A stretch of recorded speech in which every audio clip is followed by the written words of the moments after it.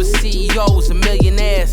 I've never seen my vision be more crystal clear. Look in the mirror, see the change in who I used to be. I kept going, knew success would come eventually. But ask about me back then, they said I wouldn't make it. Nowadays they doubt less and tend to ask for favors. Poetic music, that's realness, don't let them tell you different. And if you ever lost in doubt, then follow your intuition. These words of wisdom is for those who's trying to find their purpose.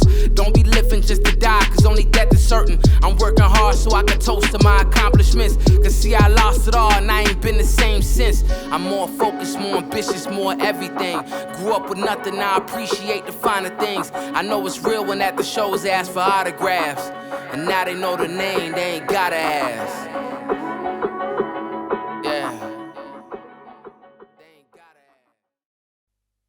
Hey everybody,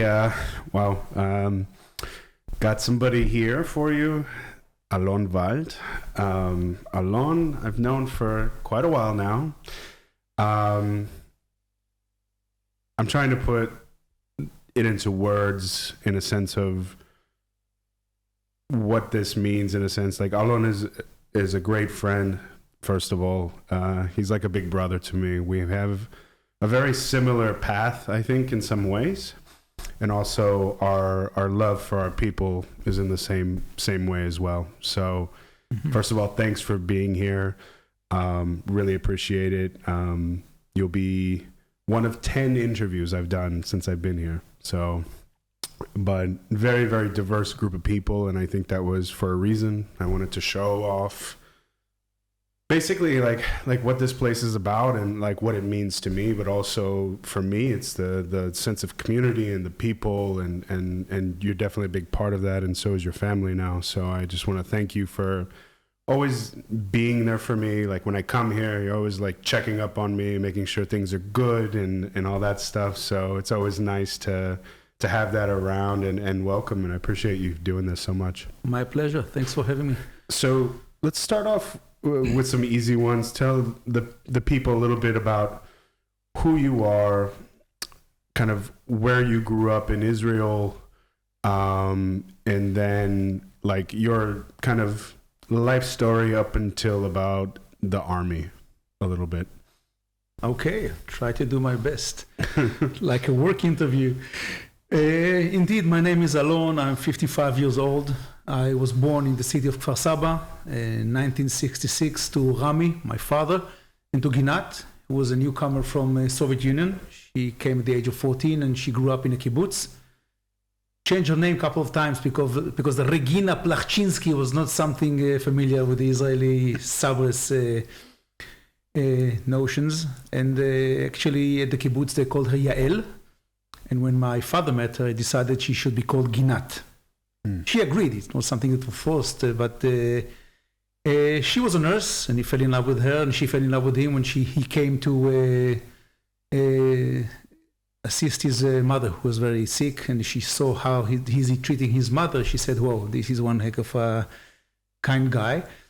And I was born in 1966, and when I was 10 months, my father was summoned to war, to the Six-Day War, which is a very significant part of my life. He said goodbye, left me and my mother, and never returned. This is the beginning of my life, being grown in elementary school when I'm the only kid in class without a father, 3 classes actually.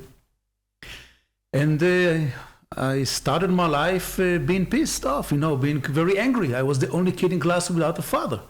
All the other kids had a father to come to Lag Bomer to make the fireworks and to festivals and events. They could bring their fathers and they can bring their dads to talk about their amazing careers. I had none. In the beginning of my life, I taught myself to cry at the cemetery because everybody cried about my father, whom I never knew. He left me when I was 10 months, and I saw everybody crying. And this was the beginning of my life. I had a lovely childhood. Apart from this, my mother remarried when I was 6. She wanted me to have a real father, and it didn't work so much. I had 2 siblings who were amazing. I loved them so much, but eventually they got divorced because he could never replace the void my father, real father, biologic father, left. And to make a long story short, the path of my life was trying to know my father, to know who he was. It was intriguing to me. I wanted to understand what drives a man, a father, a lover, a civilian, to leave his newborn son and his wife for the greater good. It was never taken for granted for me. I needed to understand the moment. And this led me to know him through any layer I could possibly imagine. I wanted to be a soldier like him. I wanted to be a father like him. I wanted to know every single thing in my life, the path of my life, trying to understand him.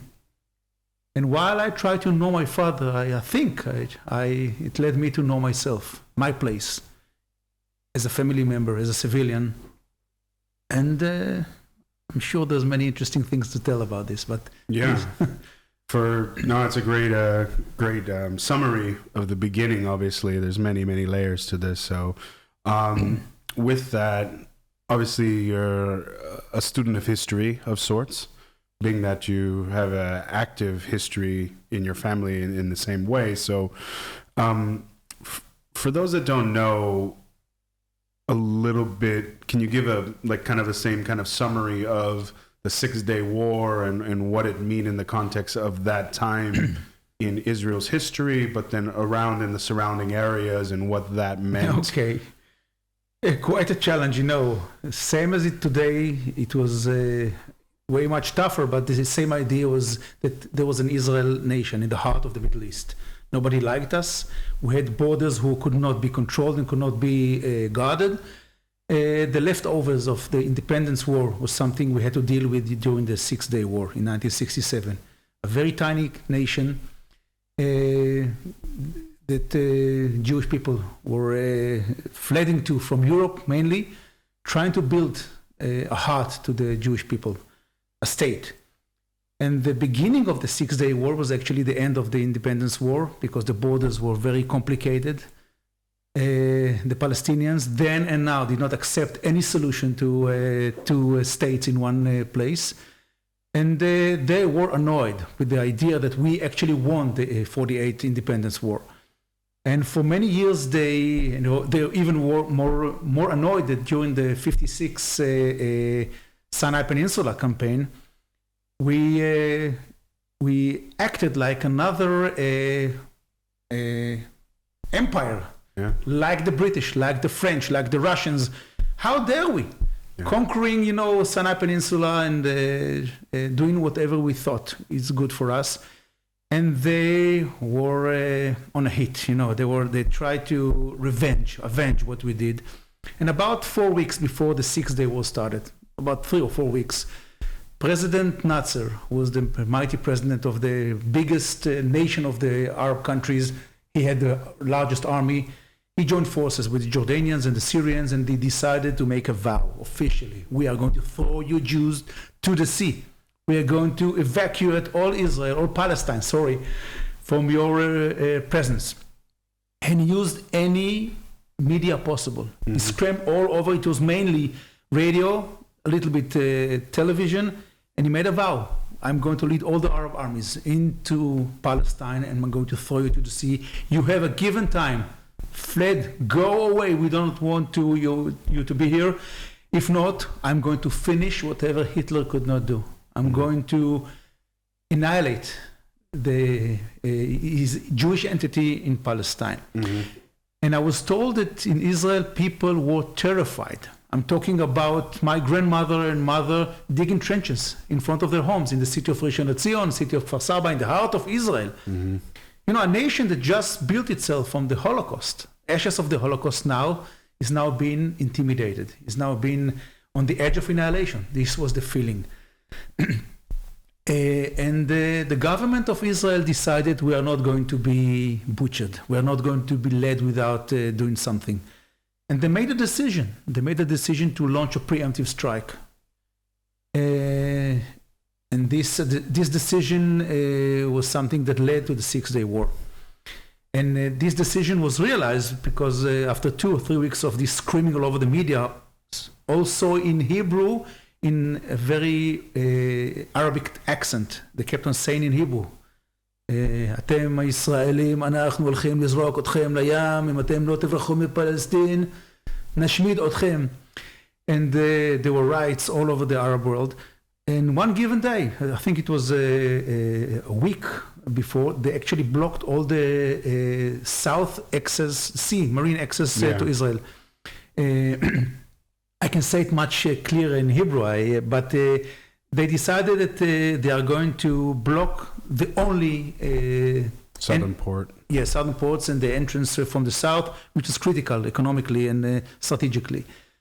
This was the edge. This was the tip of the last option for us to do something. And on the 5th of June, 1967, 195 airplanes, combat airplanes, flew very low into the Sinai Peninsula, into the heart of Egypt, and demolished all of the active airplanes of the Egyptian army on the ground. It took 2 times to do it. Another 2, I know you say army fleet, I think, were flown to Damascus and to Amman. But the most effective assault was in Damascus, and within 2.5 hours, we were preoccupied all over the fronts of Israel. War started.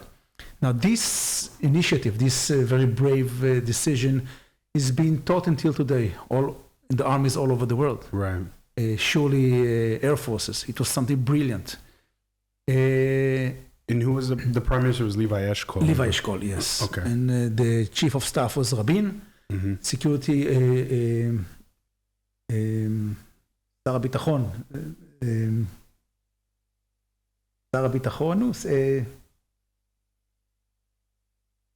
Minister of Defense. Okay. Minister of Defense, sorry. Got it. Was the eye patch Dayan. Yeah. And it's unbelievable. It's to assault tens of thousands of million Muslims in your area, but it couldn't be helped. It has to be done. And it was very successful. And within 6 days, we won a war. Yeah. They keep on saying 6-day war. Try to realize what I'm talking about. Not even one nation in the modern era could achieve what the IDF achieved. Within 6 days, 3 fronts and another front, the Iraqi front, who came forward to support, we assaulted them and we tripled the size of Israel. We changed completely the Middle East the way we know it today, for the better and for the worse. It was something nobody achieved.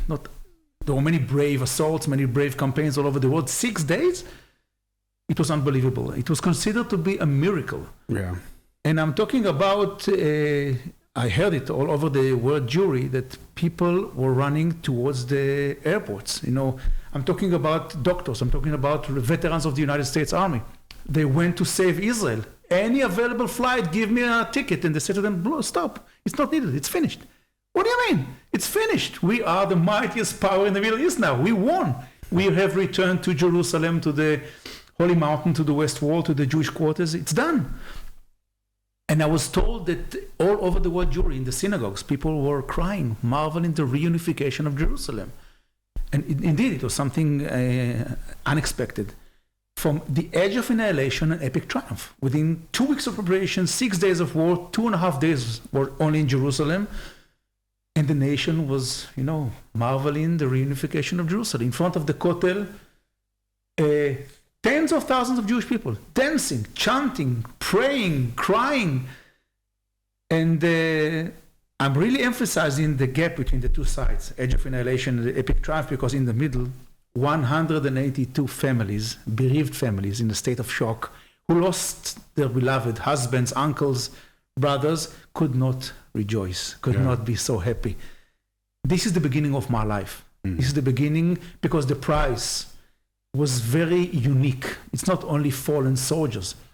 I don't know if our listeners understand it, but whenever a full-scale war in Israel falls on our heads, the majority of the fighting units are not the enlisted young guys, the IDF. Yeah. You come to Israel, you see them all over the streets of Israel. They are indeed one of the toughest armies in the world, so I tend to sell them to any visitor at Ammunition Hill, but they are not enough. They are not enough to collide against 4 Arab armies in 4 fronts. For sure. Whenever we need to summon all of our fighting personnel, 80%, up to 80% are the reservists. And who are they? Israelis know them, carpenters behind the corner. You go down, you can see the guy in the shop, he is a potential reservist. Fresh grooms, proud young fathers, lawyers, rabbis, teachers, who have to make time and again this unbelievable decision that my father made, to leave the personal welfare for the greater good. And the context of the story I'm telling on a daily basis at Ammunition Hill is the context of a Jewish Israeli nation. Mm-hmm. We worship peace and life. This is not a Spartan nation, The Spartan nation, they breed the youngsters to become martyrs. If you are fighting, you are a man. At the age of 9 months, they are shaking you to see if you are your resilience, Yeah. If not, they are throwing you behind the cliff. So where does it come from? And this makes the closure to the questions I asked myself all my life. Where the hell does it come from? Yeah. The minute my father received this horrible knock on the door, and he saw his friends, his comrades in arms, saying to him, Rami, pack everything, war is behind the corner, we need you. What makes a man to make this unbelievable click in his mind, shifting from being a lover to a fighter? I really wanted to understand it. Does it come with the ranks? Does it come with the uniforms? Surely not. Yeah. Something much more profound, deeper than this, makes a Jewish husband, civilian, to did what I was told my father did, to take me in his arms, taking a deep breath, sniffing my head like he loved to do from whenever I was born, so I was told, hugged me deeply, gave me to my grandfather, guarded my son, took his belongings, went away and never returned. I can tell you honestly, I made peace with my father after asking all the tough questions I could possibly raise. Mm-hmm. I know for a fact that my father, his friends, time and again, all over our 73 years of existence and more, couldn't do anything else. He truly believed he is securing my future. He's saving my life, my mother's life, the families, Israel. They came, they was brought one time and again to fight. What I will never know for sure is if I was a burden or an asset on the soldiers' shoulders of my father when he did what he did. He was a brave fellow, I can tell you, I can show you exactly where he fell and what he did and what is the path that led him to his death. But I wanted to know, did he think about me when he stormed into Ammunition Hill? We will never know for sure. Sometimes it's in our subconscious. I know today, being already a veteran, an officer, a paratrooper, member of elite unit in the IDF, it's part of who I am. Any decision I made during the army, without even thinking about it consciously, my background, the city of Kfar Saba, my elementary school, the youth movement, the college, my friends, they were part of, and they will ever be part of who I was.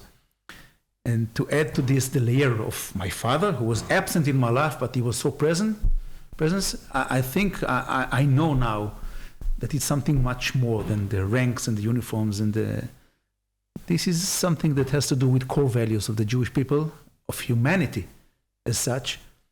And I think that these outcomes led the Ammunition Hill to be what it is today, and we'll talk about it maybe later. Sure. We talk about the widest common denominator of human values, because it cannot be all about death and sacrifice and battlefield whereabout. So there's much more than this to the story. Absolutely. And so with that, 67 really changed the trajectory of not only the nation of Israel, but also the trajectory of the entire region, in stating not only to the region, but to the world, like, you're going to have to do better than that. Next time, bring it, like in a lot of ways. And I think it finalized many things, but firstly, the sense of victimhood, I think in some ways it really stopped. Mm-hmm. This was the day, the moment in history where we said, we're not the underdog anymore. Not anymore. And I think many people around the world took notice, because it was something that was unheard of. The Holocaust just theoretically happened 20, 25 years earlier, right? You're still feeling the kids or the firstborn of those people that got here after. This stopped that cycle. in my opinion, where you said, I am very proud of who I am and the family that I come from, and everything about my identity that I define as pure and in a lot of ways innocent and peaceful came here. But I will not be, there's a very difference in a sense of, I've read a lot recently about Arab and with Jabotinsky and other people on their different viewpoints on the Jewish identity and how this is defined as the spiritual hub being this place in this area of the world, and then the political side of it. But I have a tremendous respect for the people that said, listen, I need the spiritual side of it, but you're not going to kick me around anymore the way it used to be.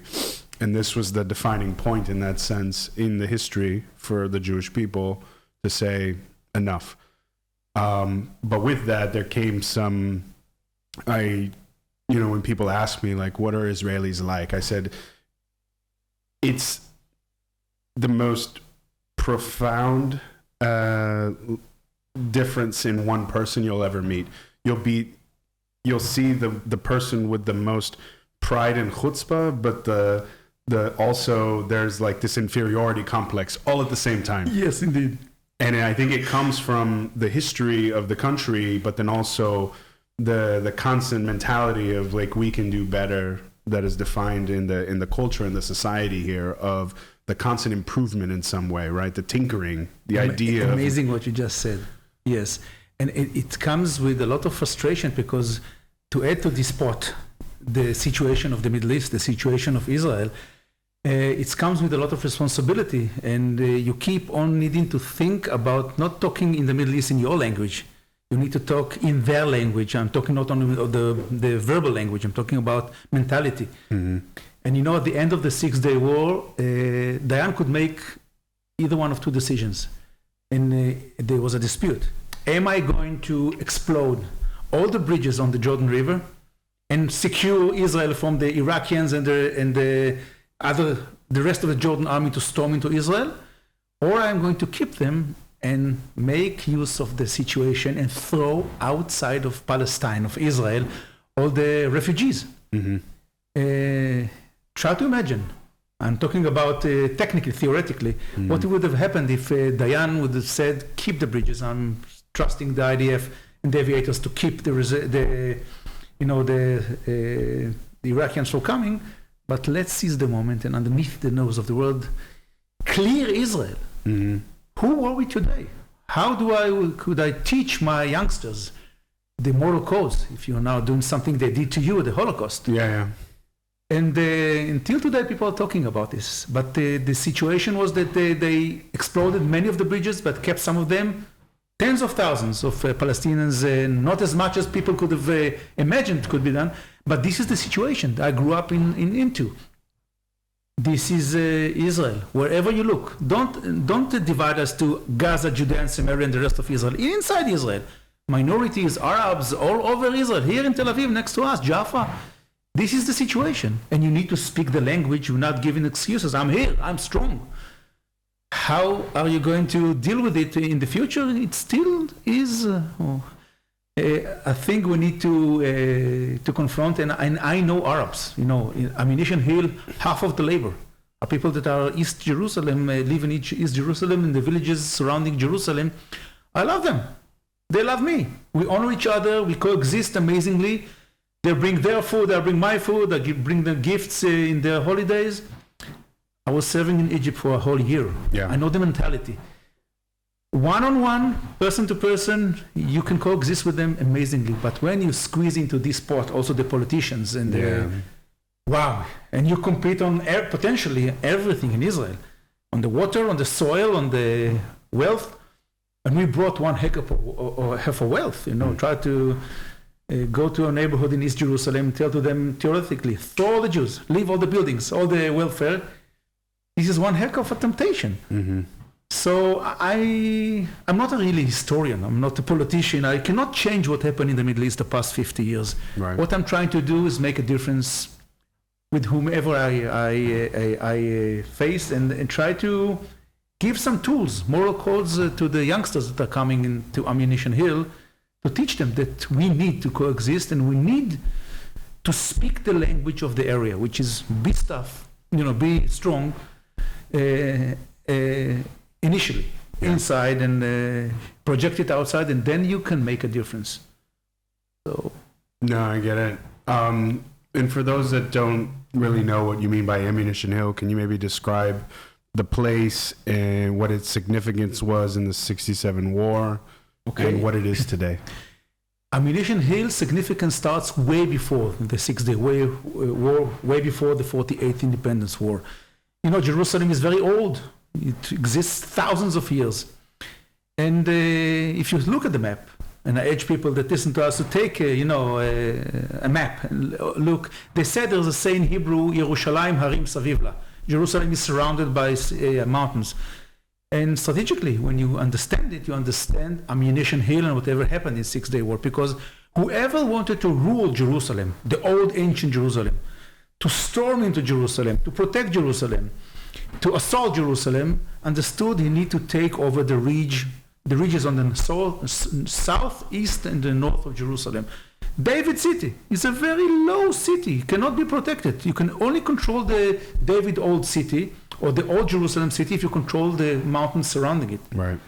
And at Ammunition Hill, we have a 3D display that you can actually see it. So whoever wanted to control, to rule, to take over Jerusalem, all through the history, I'm talking about the biblical kings, I'm talking about Ottomans, I'm talking about the Byzants, I'm talking about the Crusaders, I'm talking about the British Mandate, I'm talking about Jordanians, I'm sure you're talking about the IDF. They understood that if I'm going to protect Jerusalem or do something effective in Jerusalem, I need to take over these ridges. And Ammunition Hill is actually part of a long ridge that stretches from Ammunition Hill to Givat HaMivtar, to the French Hill, to Mount Scopus. Whoever holds this arch can control whoever wants to assault Jerusalem or bring, kochot avtacha, to bring reservists, to bring more power. Yes, reinforcements. From Jericho, from Ramallah, from Jaffa, we need to block it. And at the end, 1917, at the end of the First World War, General Allenby received a submission letter from the representative of the Turkish, what was the name of Sultan? Okay. Yes. And this ceremonial event ended, and he looked all around him. He saw all the army of the British Empire. And he said to his intelligence officer, where the hell I'm going to put all these mules and cannons and supplements and stuff? Because Jerusalem was 1 kilometer by 1 kilometer, and that's it. There was nothing surrounding it. And he sent his intelligence officer, said to him, mount on the horse, find me a place. And he actually rode the horse about 1,000 meters to the north, and he saw this ridge, and he says, bring the general. The general came, saw that whatever he looks around him, he can control. And he said, bring all the ammunition here. And he named it Ammunition Hill. And all through the years of the British Mandate, it was a central place. There was a storage place for ammunition. Next to it, there was the police cadet school. They taught Palestinians, Jordanians, Israelis, British people to be good officers, police officers. And when they fled from Israel before the Independence War, they decided enough is enough. And we say until today, they fled from Israel. Started the Independence War. And when it ended, and when two generals stood in the middle of Jerusalem making a decision, nobody could understand who took over what, so they chopped Jerusalem 8.5 kilometers to two cities. Ammunition Hill was kept on the Jordanian side of Jerusalem, overlooking all the western side of Jerusalem. Snipers, intelligence officers for 19 years were securing this place. And when the 6 Day War started, nobody dreamt about the West Wall, the old city of Jerusalem. It was not in the orders. They only had one thing to do, the paratroopers. Take over this ridge and get ready to evacuate the people at the Mount Scopus, who were not really army, they were some sort of police officers, because when a full-scale war was supposed to start, they were the first one to be butchered. There was an isolated island there, a library, a university, and the hospital. Yeah. We treated for 19 years in the heart of Jordan premises, Jordanians and Palestinians, our doctors. So when the war started, the first assault of the paratroopers in Jerusalem was Ammunition Hill. They had to take over this ridge. And then history was realized, nobody planned, but our government decided to seize the moment. Right. And return to the Holy Mountain, to the West Wall. But the beginning of the story, strategically, important place, take it over, get ready to evacuate the people from Mount Scopus, 900 meters to the east. This was the beginning. Yeah, and so Ammunition Hill, and for those that don't know, I will leave some links in the website and other places to show you not only the area and what part of Jerusalem he's talking about, but then also the labyrinth design of Ammunition Hill, I think needs to be talked about as well, because I'm a soldier as well, and it's unlike anything I've ever seen. Could you maybe talk a little bit about what makes it unique, and then also during 67, like what obstacles they had to overcome to actually take the hill? I keep on forgetting that we are as army people, as veterans, we know what we are talking about, and I try to bring it to the way that people who are civilians, luckily for them, are civilians, can understand. Indeed, Ammunition Hill being such an important strategic place was reinforced, was built with a labyrinth or a maze of trenches that was supposed to allow the people who are guarding this place to confront assault from any size, any angle possible. 360 degrees. When the assault comes from the east, north, south, west, it doesn't matter. They can run inside the trenches, very secured, and bring all the people to confront the assault whenever they find it coming from. And whoever held Ammunition Hill for 19 years, we are talking about the Jordanian Arab tribe of the Bedouins, El Hussein tribe. They knew Ammunition Hill like the palm of their hands. They could move people all around it. I'm talking about 74 dunams. I'm talking about altogether 15 or 16 acres. With trenches, I'm talking about more than 300 meters of trenches. I'm talking about more than 40 bunkers that you can run all around without being revealed. These people were as loyal as could possibly, you can imagine, to King Hussein. They were afraid of King Hussein more than they were afraid of death. And they knew the importance of their position. Surely our Central Command commanding officer. This is why they allocated the 66th Battalion, who is one of the best of the 55th Brigade, who is one of the best of the infantry brigades in the IDF. All reservists, all clickers, all had to make this unbelievable shift in the mine 2 weeks before. And during the night of the 5th of June 1967, they had to make a decision. Are we going to do it immediately, seizing the moment, storming into Ammunition Hill, with no aerial support, with no artillery, because this is the IDF we're talking about. 2 aviators, 2 airplanes, Fuga, Magister, could not work accurately at night. And they said, you guys, we can give you the support, we cannot vouch that we will not harm holy places or harm civilians. They said, completely eliminate this option. If you're risking civilians, innocent people, do not do it. Artillery, can you be accurate? These are the times with no night googles and no radars and stuff. No, we cannot do it. The other problem was that they knew that the 60th Battalion of the Jordanian army was supposed to come in the morning from Jericho. Mm-hmm. And if they would have come in the morning, not 36 guys would have died at Ammunition Hill from our side. I'm talking about more than 300. They could not wait. And the battalion commanding officer believed in his forces and said, you guys, I can do it.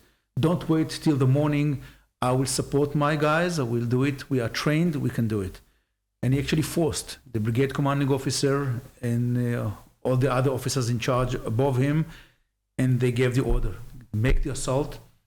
And in the morning, before the morning, 2 a.m. in the morning? Mm-hmm. Yes. About 70 or 80 paratroopers from the first assault stormed into Ammunition Hill, but there was a problem. Mm-hmm. They had no intelligence.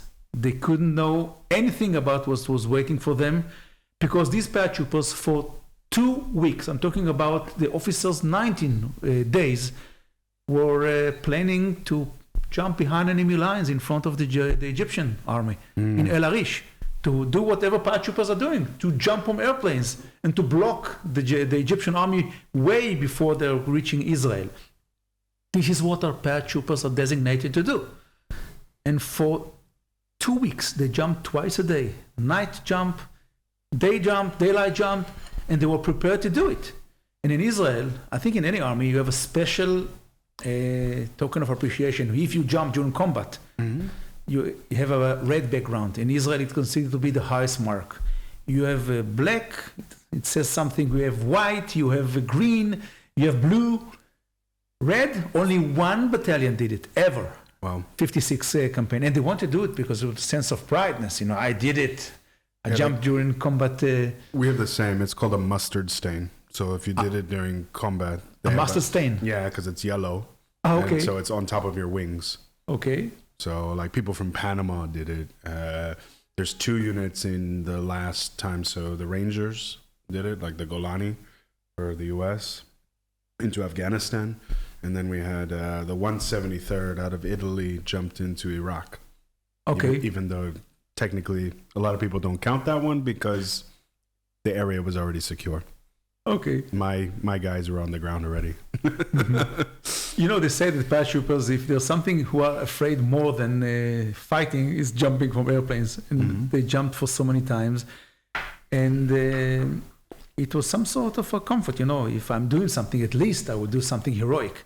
And because what our aviators achieved in the south, they were not needed anymore. Right.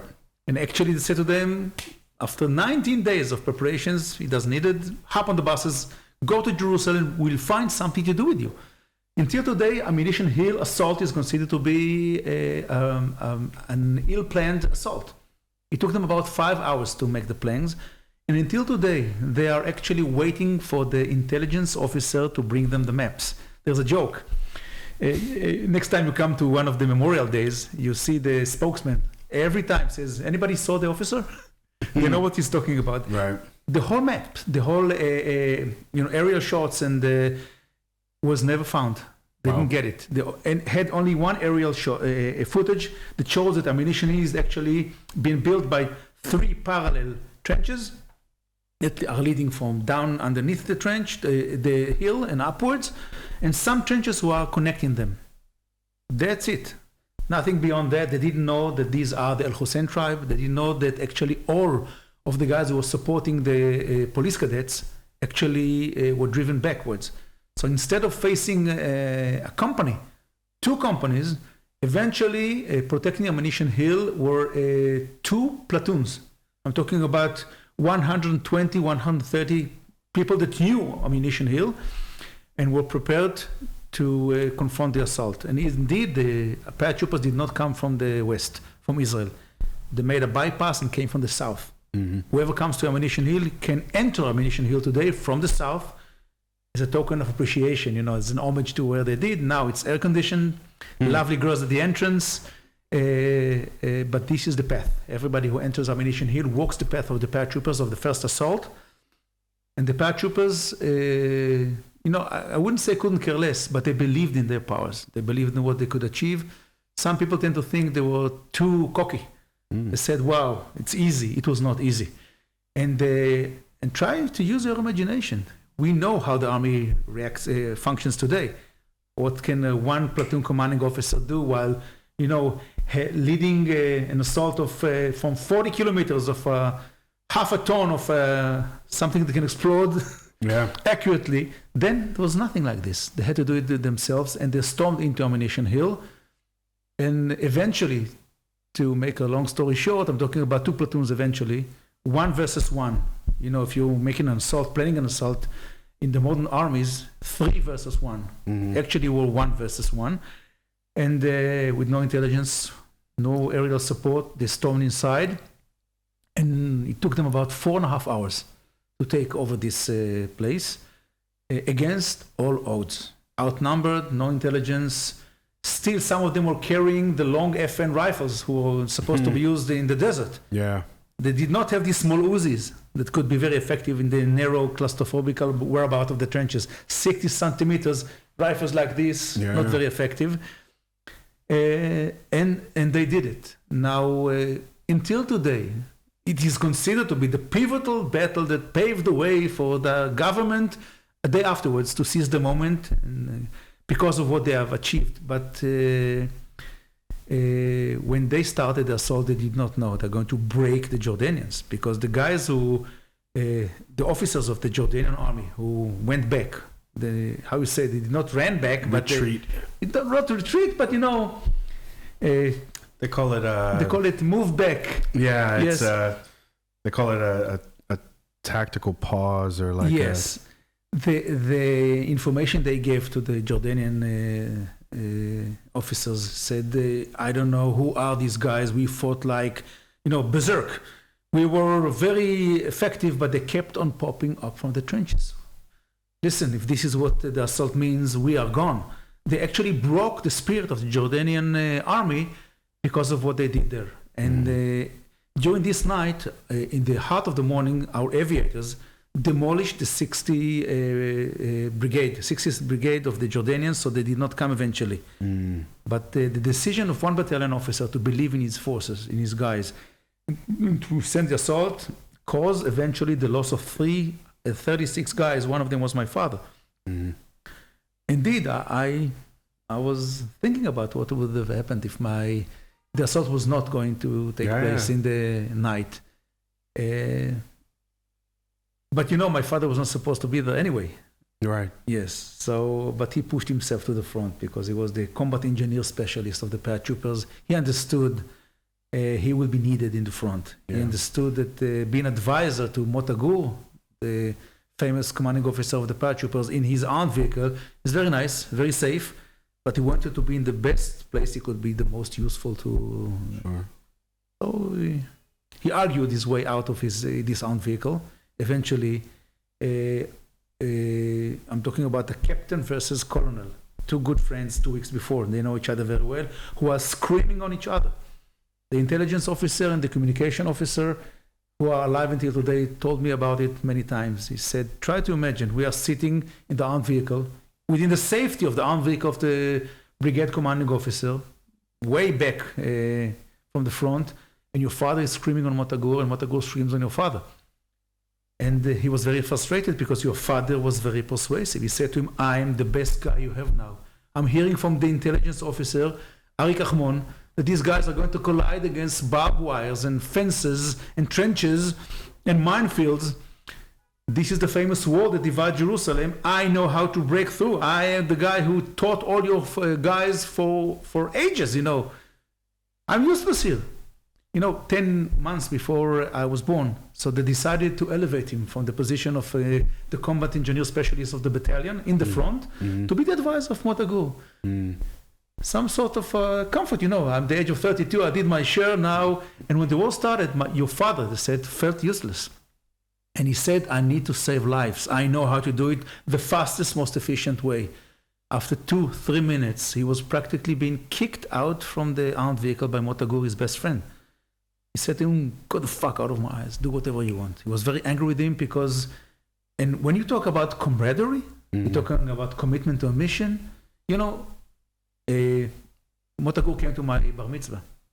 He knew what I know today, that he has sent my father to a certain death. He couldn't do anything else. He knows this, but when you talk about stories of values, this is something very important for me, because he could enter Jerusalem, Lion's Gate, on the armed vehicle of Motagur, being very brave. I would have been very proud of him. I would have brought him to my class to talk about his achievements. He didn't do it. Time and again, I'm looking at Ammunition Hill at the story of reaching the Kotel. 300 paratroopers, officers, Yemenites, Sephardi, Ashkenazis, Holocaust survivors, they were all there. All the chief of staff, all the staff of of Motagur, and my father was not there. Yeah. And he could have been there. So try to imagine how many things I had to absorb and to in order to understand the path that led my father to leave this safety and to do something else.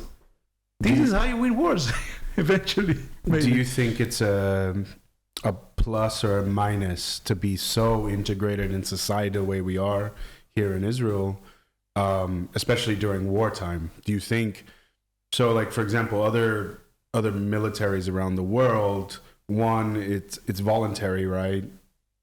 Here you have the reserves, and you're together.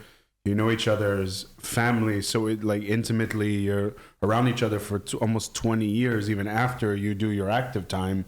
Do you think it makes it easier or even more difficult to make those decisions, like you said, about sending your father, having that really friendship, like that deep down friendship that you have, you know?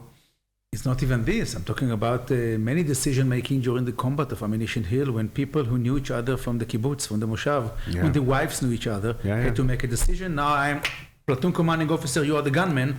Do whatever I ask you to do or order you to do. Where does it end? Where does it start? How do you make this click? Wow, it's a question that I was raised to be, it's part of my life. I don't know anything else. You know, you guys, you represent an army that sent you and your friends 10,000 miles from home to fight in Iraq, in Afghanistan, in Syria. I'm talking about mentally and geographically distances of 400 meters from home, 500 meters from home, 2 kilometers, 14 kilometers. City of Kfar Saba from the border of Judea and Samaria. It's unbelievable. Right. So, as I told you, I will never know for certain if my father consciously thought about it, but it's part of the story. When Ben Gurion decided that the army of Israel is going to be the army of the nation, not something which is voluntary, outside from the system. It's part of who we are. It became an educational, a mental asset who is part of who we are. We do not know anything else. But, you know, every aspect of the army, even not while fighting.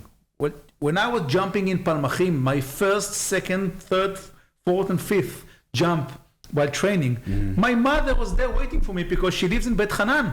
She could see the canopies of us jumping. And all the mothers are there with the. You go to protect the Gaza envelope. You know, battalions are now between the villages, and mothers are coming outside.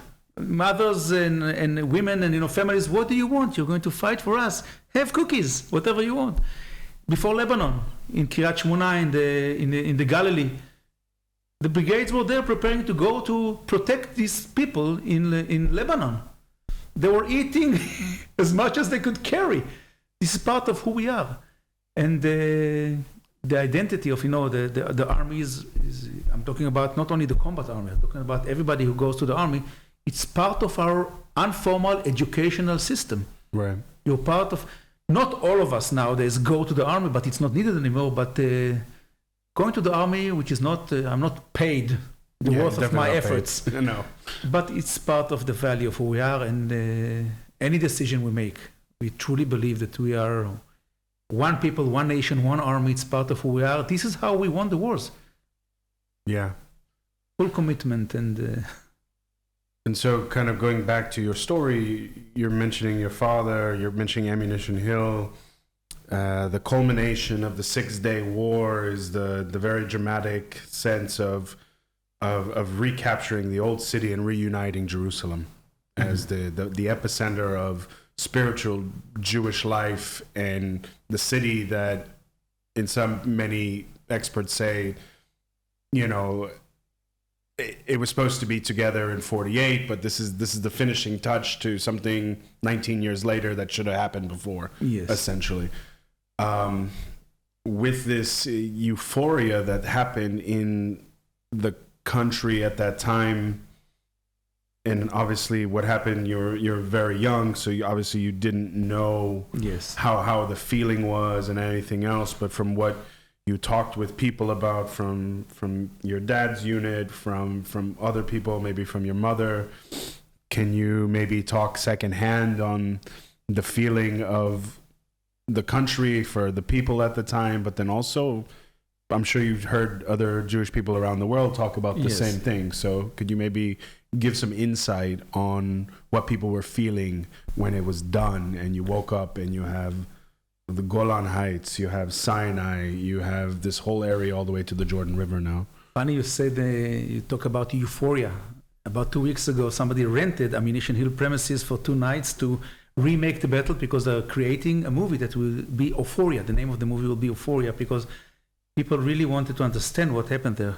We really felt like the mightiest power in the Middle East. We felt secured. We could now rest. And there were so many problems, so many things we had to solve, so many things left open.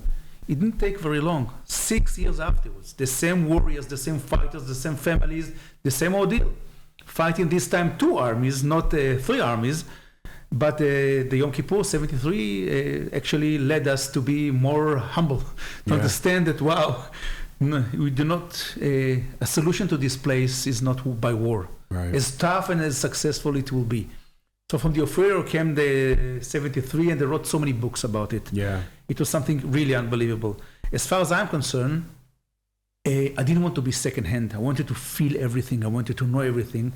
And the beginning of the life, after the 6-day war of me and my brothers and sisters forever, the orphans of Ammunition Hill, surely, especially, but all the other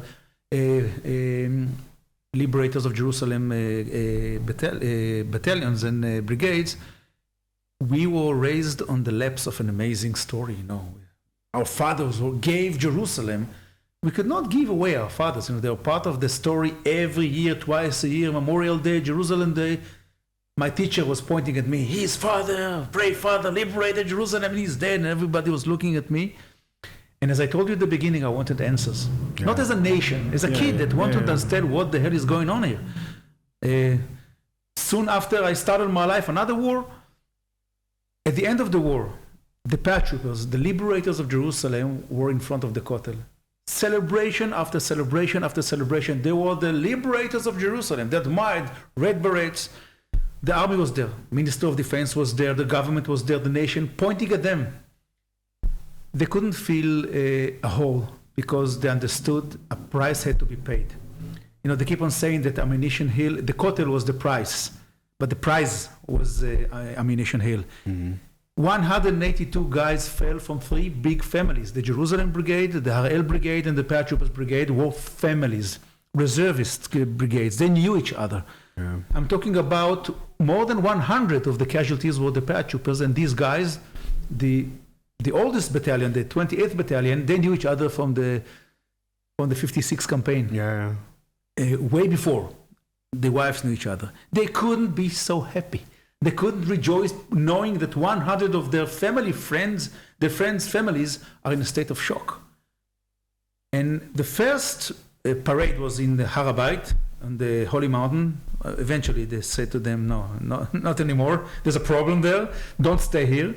Somebody even wanted to raise the flag and they took it off. Mm. And then the second parade was in front of the Kotel. At the end of this night, there was a meeting that actually launched my life. At the house of Dr. King, the doctor of the brigade. He was the adult. Everybody admired him. He saved lives along with his medics and physicians during all the war. They were, he was a guy to look up to. Some of the officers, some of the old fellows of the 28th and the 66th Battalion met at his living room, saying, we cannot wait for the government. Celebrations are justified. Tomorrow morning, let's divide the families. We are running to the families. And the day afterwards, there was a knock on the door of my mother and father's house in the city of Kfar Saba. My father was gone for 4 days already. My mother, she was in a state of shock. She lost the love of her life. I was a 10-month baby. What the hell do I know? And entered inside when she opened the door, 10 salt of the earth, amazing paratroopers. Now civilians once again. Nobody really sent them. They decided they had to come. And my mother, if you question her, she hardly remembers anything. She was really in a state of shock. But they went inside, they saw me. And they pointed at me and they said to my mother in so many words, maybe Alonchik, my nickname forever, lost a father, here, 10 alternative. Uncles, fathers, it doesn't matter. He will never step alone anymore in his life. Mm-hmm. And these guys came. They came to the Negev, to the Galilee. They came to the edges of Israel, to the kibbutzes, to the moshavs, making this vow. this holy promise to our grandfathers and grandmothers, to our mothers, we are here for you. And what they did, actually, this is what I do at Ammunition Hill, trying to make people understand that they implemented the same core values that led them to be victorious against all odds 2, 3, 4 days before. Bravery, camaraderie, leadership, creativity, brotherhood, all these amazing words I throw to the air easily every day when I go to Ammunition Hill and try to enlist this legacy. All these values do not belong to wartime. No. They do not belong to the trenches. They do not belong to the IDF. When they came to my mother's place, they were civilians, carrying the same values, saying something that really not only started my life, but elevated me to who I am today. It created me of who I am today, because they never taught me, my fathers, to fight, to revenge. They taught me values without even knowing this, because this promise held water until today. I was raised on the laps of these amazing idol figures. I can recite the names. I can tell you. I couldn't care less if this guy that I met in the trenches is a father, uncle, older brother. But they escorted me and my generation all our lives. And all the tough questions were raised by us, and we asked them, why did you leave the families? How did you win against all odds? Who was our father? I wanted to know him not only through he was a very brave guy, he fought, he assaulted. No. How was he as a storyteller? How was he as a joke teller? How was he as a lover, as a friend? I wanted to know him, and without even realizing it, they were the puzzle from which I created the figure of my father. Mm-hmm. One heck of a bunch of fellas to be related to, and I know him today through them, while imitating them, absorbing whatever they wanted to tell us, but really posing the toughest questions. Before we forget, yes, we need to talk about, you're talking about the values that these people had. Can you maybe talk about, 4.5 hours of the fighting and everything else in Ammunition Hill, but I think we're forgetting something at the very end that we need to talk about with the soldiers and the honoring of the enemy combatants. Yes. Between me and you, we can tell so many brave stories of armies. You read books, you travel over the world. Really brave, tough armies. This is what reality, humanity forces us to do. The story of the end of the Battle of Ammunition Hill is really of great importance for us. And indeed, I can tell you every centimeter who jumped on the hand grenade, who lost his hand, which platoon ran to the left and to the right. I'm talking about 4.5 hours of two, actually, platoons scattered all over the premises. 10s, 5, 6 people doing the best they can do to win. And then it was over. Sun rose above Mount Scopus, and the battle was over. And these guys are now hearing over the radio. The two fresh battalions are now penetrating not the old city of Jerusalem now, but the surroundings of the old city of Jerusalem, and they understand, whoa, we are now, as the 66th battalion, we are demolished. We know, as a unit entity, we are more than 100 severely wounded, 36 guys are dead. 2 weeks of preparations, ill-fed, not resting, 4.5 hours, they were destroyed, really. And one of the guys saw on the entrance to one of the underground bunkers, he saw a pile of 17 Jordanian soldiers, dead soldiers there. They tried to went outside, and they were shot from 2 angles, so there was a place where they were not being evacuated by the forces. They were there, very, blunt evidence of what happened there. Mm-hmm.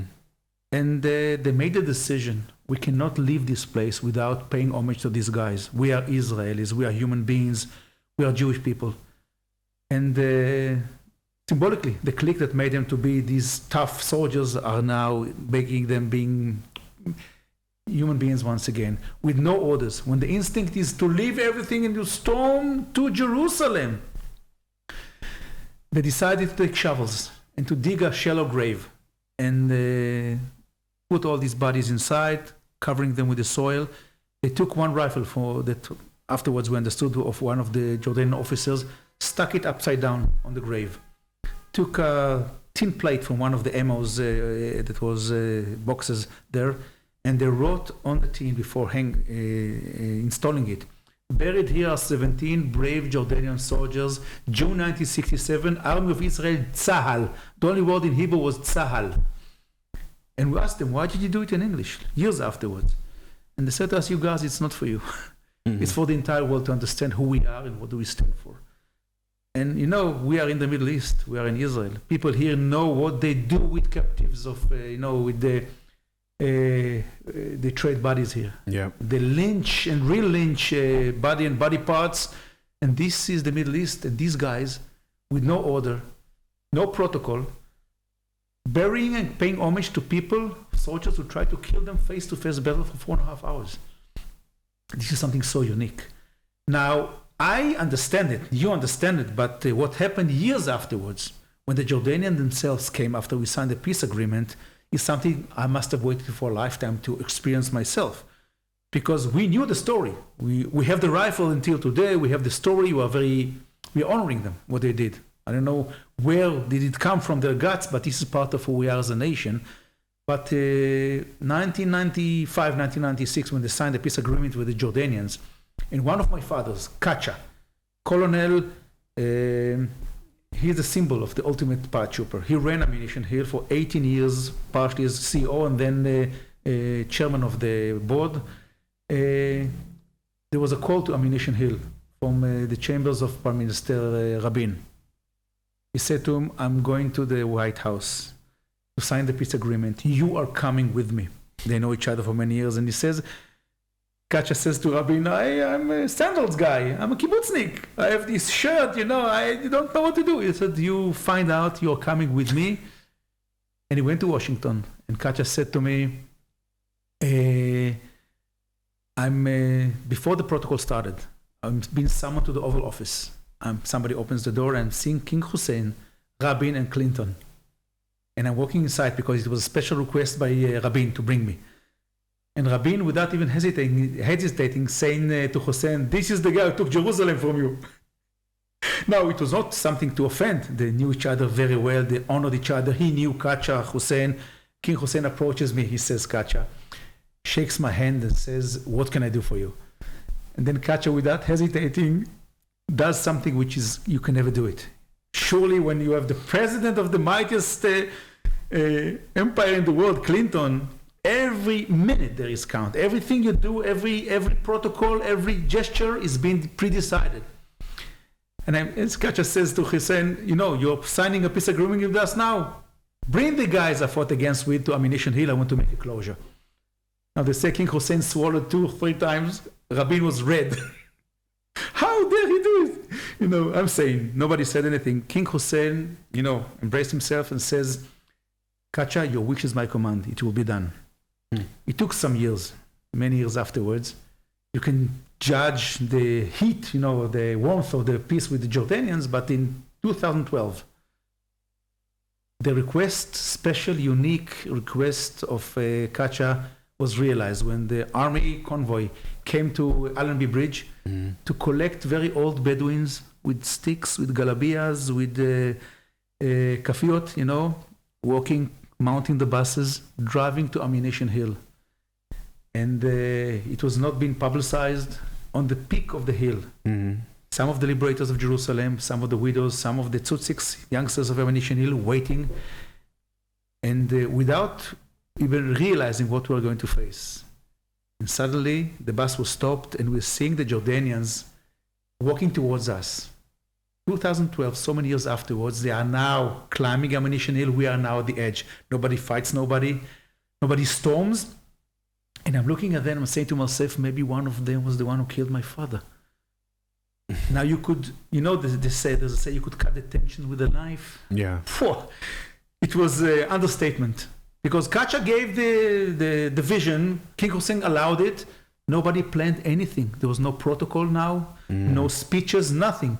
These guys are walking very old towards us.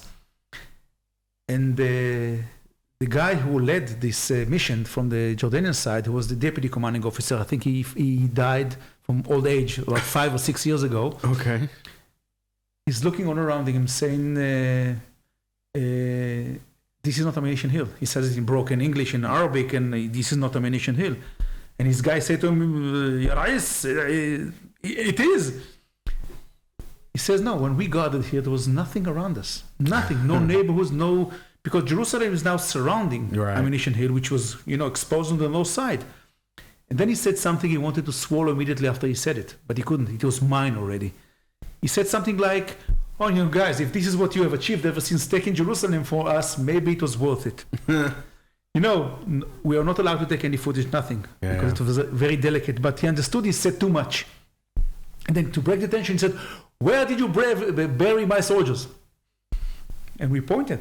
It's not a burial site. They excavated the bodies soon after the war ended, but he wanted to see the place. Mm-hmm. Now olive trees are shadowing all this place.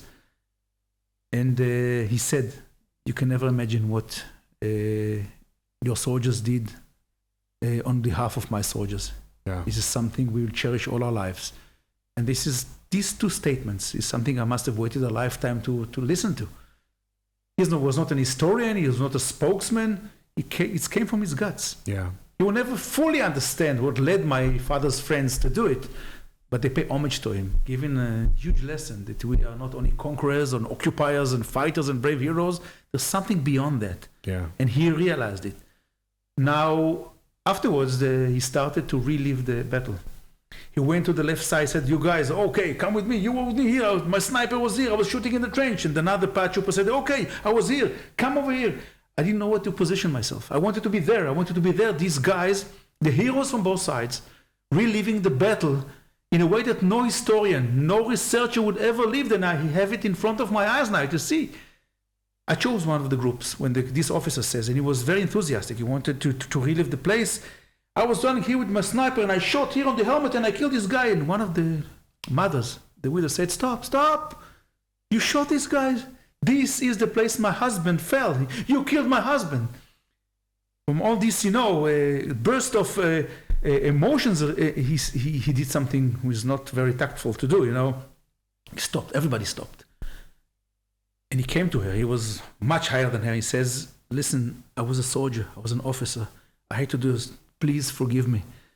She didn't entirely forgive him, but this was a very emotional moment for us to see on the name of peace. It is peace. It doesn't matter how you count, you value it. This is peace. It's not war. It's opposite, 180% from war. This is peace, as cold as it is. And getting this, the war came to our front, once again. He said sorry, but now there's peace. Mm. So Ammunition Hill, nobody planned this, but I can tell you, nobody listens to us, yes? That these Jordanians are coming. Mm-hmm. Every 3 or 4 months, regardless of the last 2 years of the COVID, they are coming. Because the way we chose to tell the story of Ammunition Hill honors them. They were tough fighters. They had to do whatever they implemented the same core values.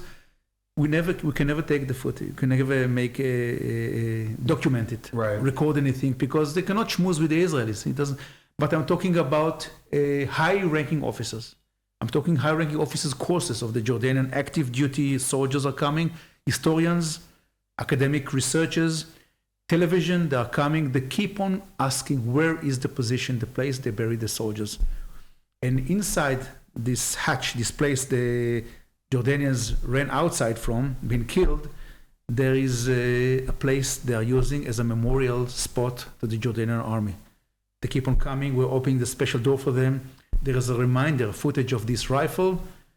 And every other month, either privately or led by the IDF liaison of foreign armies, they're coming to Ammunition Hill, asking questions, being very proud of this battle. Mm-hmm. We extracted the best from both sides. We came out victorious. So we can control the narrative, but we are telling the truth about what happened there. And it was double-checked by them. And this is why when we opened the new museum at Ammunition Hill, which was launched 4 or 5 years ago only, there's a section. We are the only war museum in Israel, and we are the only war museum in the Middle East that had the nerve to approach King Abdullah, president of Jordan, asking, can we have a section that tells your story? And with the King Abdullah, the son of King Hussein, permission, there's a section that tells the story of his father. Word to word from what he says. When he understood he's losing the war, he wanted to say something good on behalf of his soldiers that fought into the last drop of in their body. And this is why we decided that everything at the museum would be translated to 6 languages, one of them Arabic. Mm-hmm. Everything you listen at the headsets, you can ask the Arabic version, and they are coming. Mm-hmm. And they are listening and understanding that this is the way to cherish, this is the way to tell the story of history, of human beings, and they are part of the story. Yeah, it's an incredible story overall, and yeah, thank you again for sharing it, obviously, but the personal connection to it is even more crazy when you think about it, because you essentially had to piece the identity of your father through other people's eyes. Yes. And to kind of relive those moments and figure out his personality and so many dimensions in that way. What was that process like for you as you were growing up? You mentioned that you were kind of pissed off about many things growing up. Was this in some ways motivation for you to learn more, and then also follow in your father's footsteps eventually as well, after you've heard all the stories and everything else? It was a source of pride. I wanted to be part of this legacy.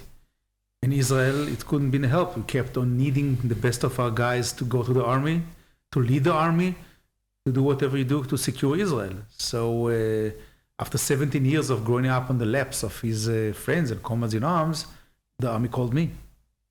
It was one heck of an opportunity for me to know my father through wearing the same red boots, sweating like him, pushing myself to the edge. I wanted to some sort of extent, my father to be proud of me. I wanted my fathers, without even knowing it, to be proud of me, and my mother to be proud of me. I wanted to have her to have some sort of comfort. And be sure to tell also the part where that wasn't as easy because of the fact that your family is survivors of somebody that was killed in combat, and so you had to get a letter of exemption basically to get it going the way you wanted it to. You wouldn't let me go without this. Yes. This is my story, but it is a story for so many bereaved families, so many families that their son or girls go to combat units nowadays. Mm-hmm. In Israel, there's a law. If somebody from first relation dies in combat, his successor, either younger brother or a son, cannot go by definition, by the law, to a combat unit. We can go to the army, you can do amazing, remarkable things on behalf of your nation and your army, intelligence, computers, medics. I never urge people to go to combat units, you can do other stuff, but I wanted to do it. It was in my guts. Yeah. And from the age of 16, I tried to understand, army is behind the corner. I want to be a paratrooper, and somebody told me, no, it's not allowed. But I learned to know that there is an annex in the law. That if you go approach your legal guardian, persuade your legal guardian to sign a waiver to the nation stating, it's on me, it's okay, I allow it as the guardian angel, the guardian of this guy, he can do it, and I'm sure you understand that 99% of the times the legal guardians are our mothers, humble, sweet, dear mothers, who are behind the scenes all these years. She raised me to be who I am today, and she's part of the story, but it's a chauvinist story. The story of the paratroopers, the fighters, the war, Memorial Days, these are the bunch of the guys, soldiers, their stories, their epic stories, their memoirs. And at the age of 17, a stupid, egoistic boy takes his mother saying, you are part of the story. Mommy, there's an option for you to sign the waiver. In other words, gamble your sanity and my life, saying to the army, to the nation, take my son, it's on me. Mommy, please do it. I'm an egoistic boy. I do not know what the hell I'm asking my mother to do. And whoa, I will never forget me confronting my mother, you know, taking all the legacies, all the stories, all the epic stories I grew up on her shoulders. Mommy, please. I'm polite. I love my mother. I will never offend her. I'm talking about friends of mine who scream on their mothers, manipulated their emotions, saying to them, I will hate you all my life, or I will never speak to you ever again. You must do it. It's my destiny. Who are you? How dare you? What do we know? We want to be men. We want to be fighters. We want to be part of the legacy. We're curious. We do not know what does it mean army, war. She knows. At the age of 17, I confronted my mother, and she decided to do it. And before going to the army, age of 18 minus 3 weeks, I was summoned to an office of a lawyer on behalf of the Minister of Defense. I believe they heard the story once or twice before. And this lawyer said he's sorry. He had to do it. And he needed to make sure my mother know what the hell I asked her to do. Ginat, are you absolutely sure you know what you're doing? And she said, yes, we did just like this. She hated every minute. And 3 weeks, she signed the waiver. And 3 weeks after was the son of Captain Wald, the liberator of Jerusalem, is marching into Tel Aviv, central recruiting camp of the IDF in Tel HaShomer. I was as ready as I could possibly be. I was motivated. There was not a hill in my surroundings of my city that I did not run with bags, with sands, gibushim, whatever I had to do, I did.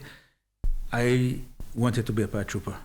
And only about this section I can talk with you for hours, but my mother said something before signing the waiver. It was a very tough minute for her. And she paused for a minute and she said to me, Alonchik, if this is what you want, I'm going to sign the waiver. Just promise me not to be as stupid and as brave as your father. Listen for what comes from the guts of a Yiddish mame, a naive prayer. Help me to help you. It's a deal. Yeah. You know, I would have promised her everything at the age of 18 without even knowing what I'm going to do. And I didn't think about it too much. She released me. I ran to the army, take me. I did whatever I had to do. Years of service altogether, I think more than 15 or 16 years of servicing my nation in the army. After the army, secret service. But only when I was brought to Ammunition Hill to become some sort of an educator, torchbearer to this legacy, I pondered of what my mother said to me and listened to it. It's a Yiddish mama. It's not an historian or a leader. And you should know it, that histories of nations are being carved forever by people who are working between stupidity and bravery. Look wherever you are, all the epic stories of your unit, of the United States Army, the Navy, British Army. You hear the stories, bravery and camaraderie, somewhere in the middle, somebody makes an history. And I realized what she said to me, what a gift she gave to me to share with the future generations and the visitors of Ammunition Hill only years afterwards. And you know, this is a disputed area, disputed nation. People are on the edges, finding extreme solutions. What we tell at Ammunition Hill, the hardcore of what we are trying to do, you do not need to be on the edges to make history. Time and again, leave your comfort zone, a little bit to the left, a little bit to the right. You do not need to be on the edges to be complete stupid or complete hero to make a difference. And these stories, when we share them, not necessarily with the combat soldiers or with army soldiers, civilians, kids, bar mitzvah kids, listen to what my mother said to me. Do not be on the edges. You're fighting with somebody in your class, you're trying to make a difference. Leave your comfort zone. Believe in yourself. Believe that you're part of an amazing nation and make a decision. You can make history to your youth movement, to your classmates, to your school, to your nation. Do not wait for wartime. Do not sacrifice your life. You can do it today. And kids believe us. And what my mother gave to me is nothing less than a gem to share with people. This is who we are. Not completely stupid. My father, was he stupid when he decided to leave the security, the safety of this armed vehicle? It's part of stupidity, part of bravery. The mixture has to be more in the middle than on the edges. And this is something we need to enlist. We need to share. and it works. We tripled the amount of visitors at Ammunition Hill. It's a meaningful national and international heritage and educational site. Right. Because we do not talk only about death and sacrifice. We talk about human values. We educate people to believe in themselves. And this is why not only Israelis are coming, Jewish from all over the world, Jews are coming, and the Gentiles are coming, and leaders from other countries are coming. I do not speak very good English. I have so many words to share with you in Hebrew, but it's way much better. You should have heard me 9 years ago when JNF started to use me to tell the stories in English. But we think internationally. Sure. We talk other languages, not only verbally, emotionally, mentally. And this is my lifetime mission nowadays. Yeah, no, I think it's a remarkable, probably very humbling experience to be living through that. There's one other quick thing I wanted to bring up. You were talking about what your mom left you as far as the wisdom and what you're sharing with everybody else. For those that don't know, being in the paratroopers here is a tough climb to do the tryouts and to make it. You don't just get assigned to it and then that's part of your unit. You have to go through a process, and what happens now is you end up at the very end, you do a long road march and you end up at the Western Wall. That's where your ceremony is now. Did that happen when you went through, first of all? And then secondly, when you were able to receive your beret, your maroon beret, in the same way that your father, did you have a sense of closure for yourself? Whoa, you talk about sense of closure. I had a sense of closure every time. The cemetery, the grave of my father, I had made a closure all my life. I came to tell my father, bar mitzvah. I came when the first real girlfriend was in my life. She was acquainted with him when I was going to the army. Daddy, I'm a soldier. Daddy, I'm a paratrooper. Daddy, I'm an officer. Daddy, I got married. This is your newborn granddaughter. Daddy, I'm older than you. I remember at the age of 32, I became older than my father. He was left there 32. I became older and older. So talking about closures, it's something that I do all my life. And I'm trying to be very much aware as a human being, as a father, having no real biological father. I'm so aware of my being. Father is a mission for me. It's a holy mission. With my daughters. Yeah, I've seen it. Yes, I really love them very much, and whenever I need to be part of their life, not pushing too much, it's part of who I am. No, but just to comment on that and seeing it firsthand. I don't want to spill the beans on like how you parent or anything, but we went to go and have a family dinner with some of Alon's family and sister's family and stuff, and it was amazing and all that. But we had a phone call from one of his daughters who works in Tel Aviv at a bakery and some other stuff, and just to see them interacting, it's like they live not very far apart, but they acted like they hadn't seen each other in years. And that feeling of love and togetherness is something that I'm sure that you get from your parents, and you're pushing to make sure that all your kids are loved in the same way, because you never know what can happen. Is this the last goodbye? Is this, and you live a life in Israel? You can, it's just a different way of life, and to appreciate life in that way. So it was really humbling to be part of that experience, even though it might not have been anything for you personally, because that's just another day at the office, so to speak, from being a dad and being, a sense of like a friend to your kids as well in that way. No, it was amazing. Yes, you took it to another level. I can sum up when I really opened in front of a group of kids from the United States that came. They came, asked many questions. Sure, I did not talk about the battlefield, but I talked to them about their belonging. They came to absorb Jerusalem and Israel and Judaism and Zionism, all these other aspects. And at the end, I said to them, you guys, never take your parents for granted. When you're reaching back home, hug your mommy. Say to her, I love her. I wanted a lifetime of, I did not have a father to hug. And I said it, as a gesture at the end, when you're coming back, and I forgot about it. And I was told that they came back and they surprised their mothers and fathers. Each and every one of them came with tears in their eyes saying, Mommy, I love you. Father, I love you. Seize the moment. Say today to your beloved ones, you love them. This is another layer of the story, but Sure. yes, I'm very much aware of being a father. And my daughters, they know their grandfather. Yeah. Each and every one of the oldest ones went to the army. One is an officer. The other one was security officer in charge of the IDF security in Milan. But eventually, when I became a paratrooper, indeed, the most meaningful closure was the first one. You get the Bible in front of the kotel. When you finish your training, you're doing it Ammunition Hill. Okay. 3 times a year, 450 paratroopers. And mind you, sometimes 70 or 80 of them lone soldiers that are coming to the IDF to serve the nation,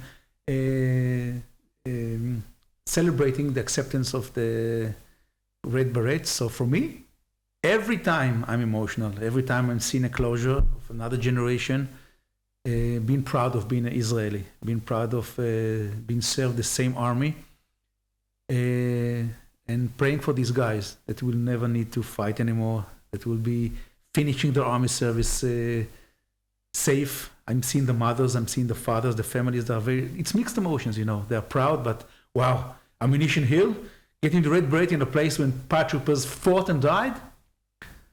This is Yom HaZikaron, Yom HaAtzmaut in Israel. It is part of who we are. We need to think about everything. This is part of who we are. We worship peace and life, but whenever we are needed, we will bring our carpenters and grocery shop owners and lecturers and fresh grooms and proud young fathers and youngsters to fight for our liberty and for our life. But we will never forget that we are doing this on the name of survival and peace and values. And trying to uphold honor and dignity for those that serve before us. Sure. I think we'll end it on that, my friend. I think. Well, we can talk for hours more. I know you could, but I just. Yes, it's. No, I think we went full circle on it. I think people will have a better understanding of the psychology of an Israeli and the sacrifice that they have to make on a daily basis, and not just the soldiers, but the families and the constant stress of knowing that something could happen. Like, it's something that we take for granted around the world in many ways, and obviously we get examples of something that could happen here in our own neighborhood in that way, right? Yes. You have, in the U.S., you have the Pittsburgh thing that happened there, the assault on the synagogue. You have what happened in Paris a couple years ago. These things are real, and they affect everybody around the world. And in the grand scheme of things, at least if all else fails, there is a place like this where Jews have refuge in time of need and time of distress, and these are the values that I think that they wanted to instill as the country grew, and it's people like your family that I think that are the torchbearers of this value system, right? And they're getting passed to your kids and your nieces and nephews and everybody else that is behind in that sense. And I think as long as they remember and honor the past, I think we'll be okay. Oh, we will be okay. Yeah. And to end my part, podcast is good, and thank you for allowing me to share these stories with your listeners and viewers. But nothing can be instead of coming over. So whoever choose to come to Israel, pay a visit to Jerusalem, pay a visit to Ammunition Hill. I assure you, you'll be inspired. And coming March, if COVID will allow it, I'm coming to United States for the 4th or 5th time already. I'm going to be all over the place, asking JNF to make me as useful as possible, to bring in my pockets as much bravery and resilience I can possibly bring with me. And whoever wants to meet me, I'm going to be in many places they can inquire through you. bringing displays and trying to bring ammunition here with me in the story. I think it's powerful, it's inspiring, it connects people, even though we are now separated because of the COVID. When there's opportunity come to Israel. If not, meet me when I'm there. Absolutely. And we'll put some more information on the links so you're able to see Ammunition Hill, the website, and all the things that they're doing there. But it's truly an amazing place to go check out. So if you're in Israel and you're definitely probably going to be in Jerusalem, definitely take a little side trip to the north side of town there and make it a day, or at least a half a day to understand. I'm over there. I'm there. And awesome, man. Well, thanks so much for doing this. And thank you. No, it was great. Awesome. The show is produced by myself, Ben, out of Denver, Colorado. Be sure to subscribe to the show wherever you consume the content. Audio versions are available on Apple Podcasts, Spotify, Google, Amazon, and a ton of others. As far as the full shows go and clips of the show, YouTube is the best place to view it. Instagram would be another one to see the clips. Big shout out to Mike Xavier, a hip-hop artist based out of Vegas and LA, who allow us to use his music for the show. He also produces a show called Hip Hop and Poetry, owns Renowned Photos, and check his music out and anything else that he's got going on in Vegas or online and social media as well. One last thing, if you know someone interesting that you think would bring value to the audience in some way, by all means, email me or get in touch via social media, and I'd love to hear your thoughts on who would be one of those type of people. Thanks so much, and look forward to continuing to produce for you guys.